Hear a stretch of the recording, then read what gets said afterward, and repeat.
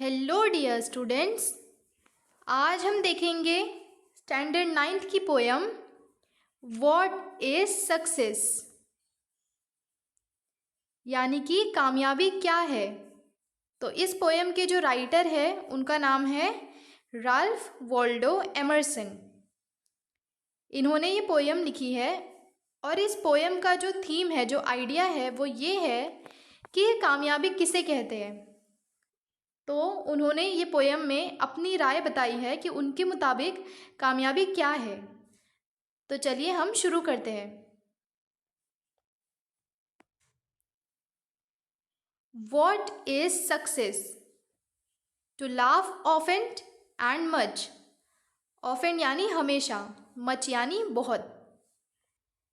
तो शुरू की 2 लाइन में उन्होंने सबसे पहले हमसे सवाल किया कि सक्सेस क्या है, कामयाबी क्या है। और फिर वो कहने लगे, उन्होंने बताना शुरू किया कि वो किस किस चीज़ों को कामयाबी समझते हैं। सबसे पहले वो कामयाबी समझते हैं हमेशा हंसने को।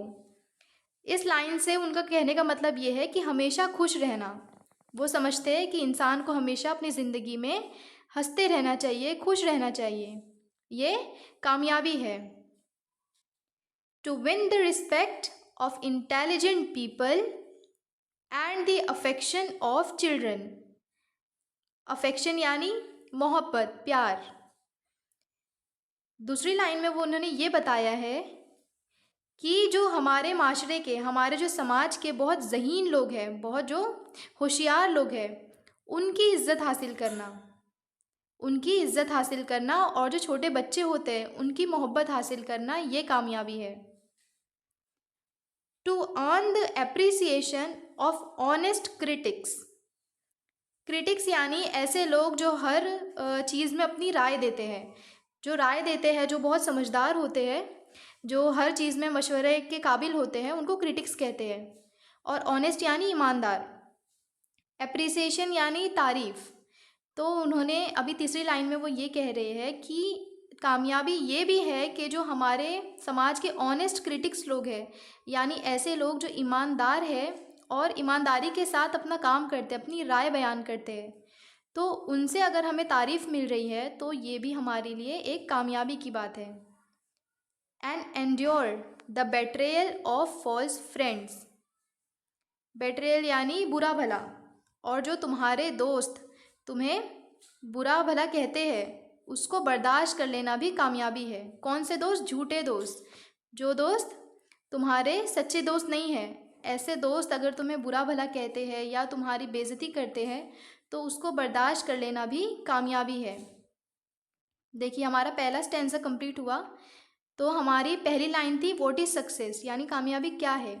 उसके बाद जो ऑथर है, जो राइटर है, उन्होंने 3 से 4 लाइन में हमें ये बताया कि कामयाबी क्या है।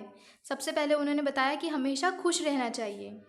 दूसरा उन्होंने बताया कि जो हमारे जो आसपास के जो ज़हीन लोग हैं, जो बहुत समझदार होशियार लोग हैं, उनसे इज़्ज़त हासिल करना और बच्चों की मोहब्बत हासिल करना, ये कामयाबी है। तीसरी लाइन में उन्होंने हमें बताया कि ऐसे लोग जिनकी राय बहुत, मतलब जिनसे राय ली जाती है, जो हमेशा अपनी राय पेश करते हैं और ईमानदारी के साथ पेश करते हैं, उन लोगों से अपने बारे में तारीफ़ सुनना, वो भी कामयाबी है।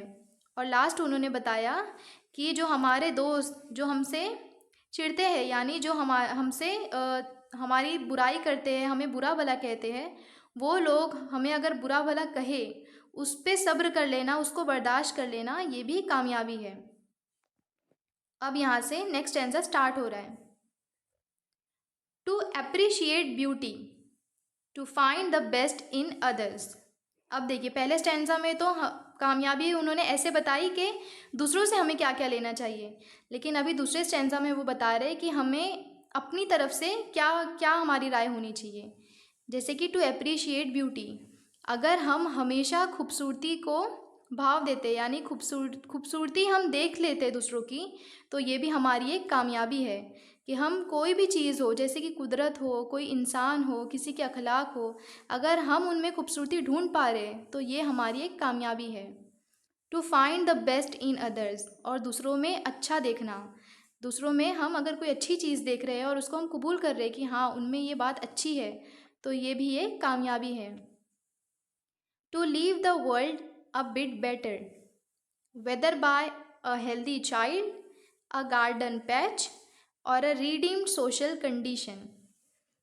अब वो ये कह रहे हैं कि कामयाबी क्या है कि हम दुनिया को एक बेहतर जगह बना कर जाएं, ये कामयाबी है। कैसे? भले ही हम दुनिया में अपनी जो औलाद है उसको अच्छी तरबियत देकर जाएं, या फिर वो नहीं कर सकते हम, तो हम एक माली ही बन जाएं कि हम पेड़ पौधे लगाएं और दुनिया को संवार कर जाएं। या अगर हम वो भी नहीं कर सकते तो एटलीस्ट हम कोई अच्छा काम करके जाए जिसकी वजह से लोग हमें याद करें। तो उन्होंने पहली लाइन में कहा to leave the world a bit better, दुनिया को बेहतर बनाने के लिए हमें ये 3 काम करने चाहिए। या तो हमें एक हेल्दी चाइल्ड से मतलब है उनका मेंटली फिजिकली स्ट्रॉन्ग, जो कि किसी को तकलीफ़ ना पहुंचाता हो, एक अच्छा मिजाजन, एक अच्छा बच्चा, एक ऐसी औलाद जो दूसरों के काम आए। या तो हम ऐसी औलाद छोड़ कर जाए, या फिर हम अ गार्डन पैच यानी जो गार्डन का ख्याल रखते हैं, माली जिन्हें हम कहते हैं, या तो हम एटलीस्ट वो बन जाए कि जो एटलीस्ट दूसरों की ज़िंदगियाँ नहीं संवार सकते लेकिन दुनिया को खूबसूरत बना कर जाए, पेड़ पौधे लगाए।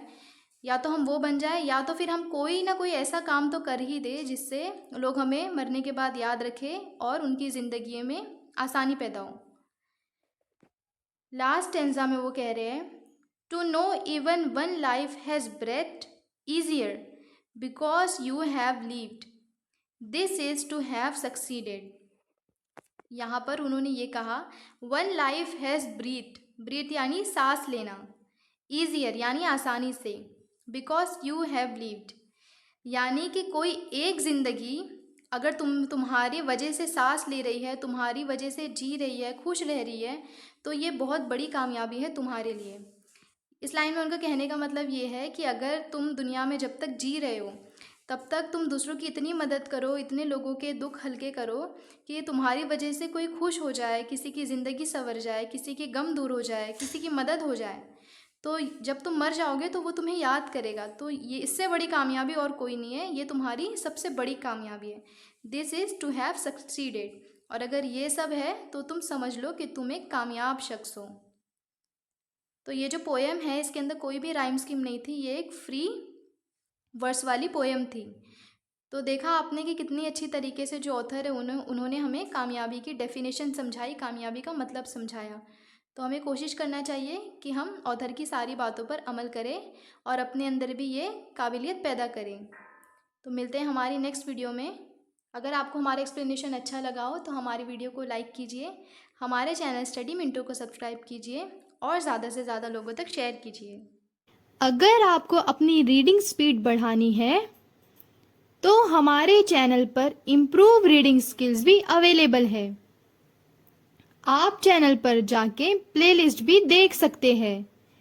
इम्प्रूव रीडिंग स्किल से आपकी इंग्लिश इम्प्रूव होगी। आपको वर्ड्स का करेक्ट प्रोनाउंसिएशन सुनने को मिलेगा। Thanks for watching.